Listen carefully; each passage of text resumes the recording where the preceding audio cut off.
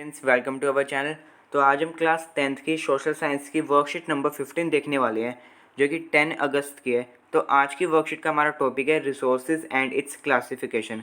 हमने पहले भी कई वर्कशीट में रिसोर्सेज के बारे में पढ़ा, तो आज हम इसके आगे का समझने वाले हैं। तो सबसे पहले इसकी डेफिनेशन और इसके पार्ट समझ लेते हैं। Everything available in our environment which can be used to satisfy our need provided it is technologically accessible, economically feasible and culturally acceptable can be termed as resource।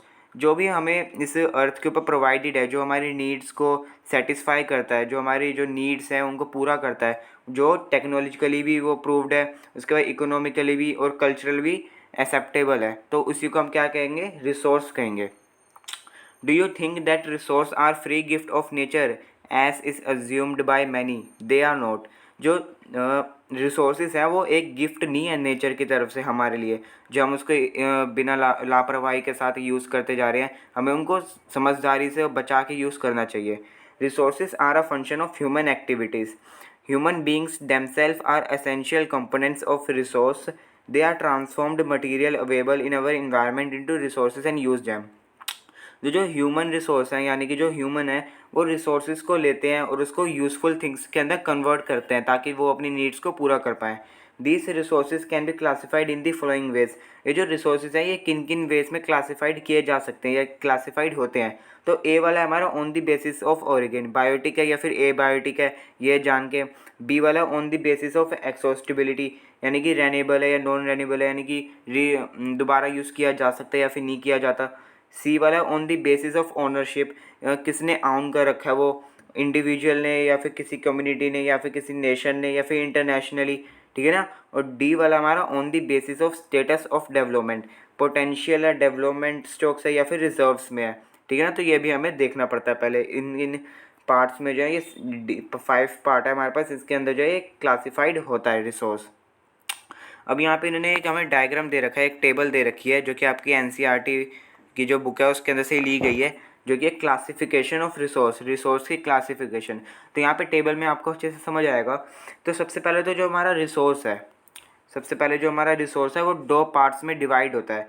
किन किन में? नेचुरल रिसोर्सेज में और human resources में, ठीक है ना। अब हम पहले नेचुरल रिसोर्स की बात करें तो ये भी आगे जाके 2 पार्ट्स में डिवाइड हो जाता है, रेनेबल और नॉन रेनेबल, यानी कि जो रिसाइकल हो सकते हैं। रिसाइकल के मतलब मेरा दोबारा यूज़ हो सकते हैं, और जो यूज़ दोबारा नहीं हो सकते, ठीक है ना।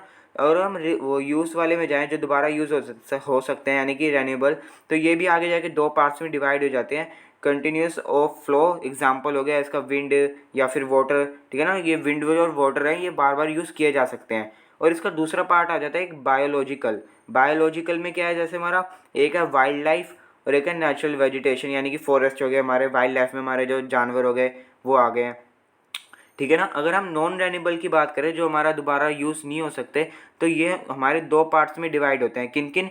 रिसाइकेबल और नॉन रिसाइकेबल, ठीक है ना। रिसाइकेबल में हो गया जैसे कि हमारा मेटल्स आ गए एग्जांपल, और नॉन रिसाइकेबल में हमारा आ गया फॉसिल फ्यूल्स, ठीक है ना। उसके बाद अगर हम अब यहाँ पे ह्यूमन की बात करते हैं, हमने नेचुरल वाला तो अच्छे से समझ लिया, रेन्यूएबल नॉन रेन्यूएबल। अब हम ह्यूमन की बात करें तो इसके अंदर एक स्ट्रक्चर्स और इंस्टीट्यूशंस आते हैं जो कि ह्यूमन बनाते हैं, बिल्डिंग्स वगैरह, होटल्स। तो एक तो इसमें ये आ गए, और दूसरा आता है हमारा क्वांटिटी एंड क्वालिटी। क्वांटिटी मतलब कितने हैं नंबर्स में, क्वालिटी मतलब कैसी क्वालिटी, अच्छा है बुरा है ऐसा, ठीक है ना। ह्यूमन भी हमने पढ़ लिया। अब यहाँ पे कुछ 4 क्वेश्चंस दे रखे हैं हमारे, जो कि एनसीईआरटी टेक्स्ट बुक में से ही हैं।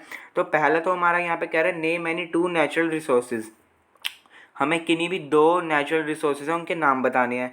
सेकंड हमारा what according to use the most valuable resource and why. हमारे हिसाब से या फिर आपके हिसाब से कौन सा सबसे ज़्यादा मोस्ट वैल्यूएबल, यानी कौन सा सबसे ज़्यादा मोस्ट इंपॉर्टेंट रिसोर्स है और क्यों है, ठीक है ना। क्वेश्चन नंबर 3 अब हमें कह रहा है give example of any 2 renewable resources. हमें किन्हीं भी 2 रेन्यूएबल रिसोर्सेज के एग्जांपल बताने हैं, कोई भी 2 एग्जांपल बताने हैं, ठीक है ना। अब क्वेश्चन नंबर 4 और जो लास्ट क्वेश्चन है हमारा, वो हमें कह रहा है what is wildlife, why is wildlife considered as a resource. जो हमारी वाइल्ड लाइफ है, यानी कि जो जानवर हो गए, वो एक रिसोर्स के अंदर क्यों काउंट किए जाते हैं या फिर उनको रिसोर्स क्यों माना जाता है, ठीक है ना। तो अब ये चारों के आंसर देख लेते हैं हम। तो यहाँ पे आंसर नंबर 1 है वो हमारा वाटर और सॉइल होगा, क्योंकि उन्होंने वहाँ पे हमसे पूछा था कि जो 2 नेचुरल रिसोर्सेज के नाम बताओ, तो वाटर है नेचुरल रिसोर्स और सॉइल भी जो है हमारा नेचुरल रिसोर्स है। तो आंसर नंबर 1 तो हमारा यही रहेगा, ठीक है ना, water and soil. Answer number 2 देखें, कौन सा सबसे इम्पोर्टेंट रिसोर्स है और क्यों है। तो ह्यूमन रिसोर्स सबसे ज़्यादा वैल्यूएबल रिसोर्स माना जाता है। क्यों? Human resource is considered to be the most significant resource of a country, ठीक है, which directly contributes to the country's economy with its productivity. जो उसकी प्रोडक्टिविटी होती है, अपनी प्रोडक्टिविटी के साथ वो कंट्री के जो है वो डायरेक्टली कंट्रीब्यूट करता है इकोनॉमिकली, ठीक है ना, इसलिए जो है ह्यूमन रिसोर्स मोस्ट वैल्यूएबल माना जाता है। और इसके अलावा इसके भी और बहुत सारे एडवांटेजेस होते हैं ह्यूमन रिसोर्स के। उसके बाद हमारा थर्ड वाला है, हमें रेन्यूएबल रिसोर्सेज के 2 एग्जाम्पल बताने थे, ठीक है ना। तो हमारा लैंड हो गया और सोलर एनर्जी हो गया। इसके बेस्ट 2 एग्जाम्पल हमारे लैंड और सोलर एनर्जी होंगे। आंसर नंबर 3 भी हमारा इतना ही है। अब आंसर नंबर 4 देखें, because it is directly and indirectly useful to अस।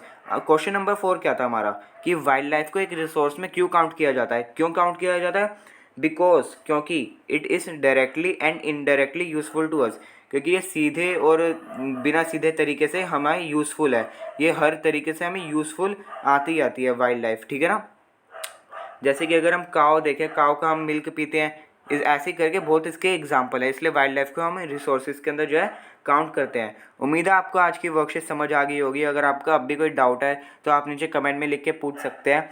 तो आज की इस वाली वर्कशीट में इतना ही था। अगर आपको वीडियो अच्छी लगी तो प्लीज़ वीडियो को लाइक कर देना। हमारे चैनल पर अगर आप नए हो तो चैनल को सब्सक्राइब भी कर देना। हम आपसे मिलते हैं अगली वीडियो में। Thanks a lot for watching.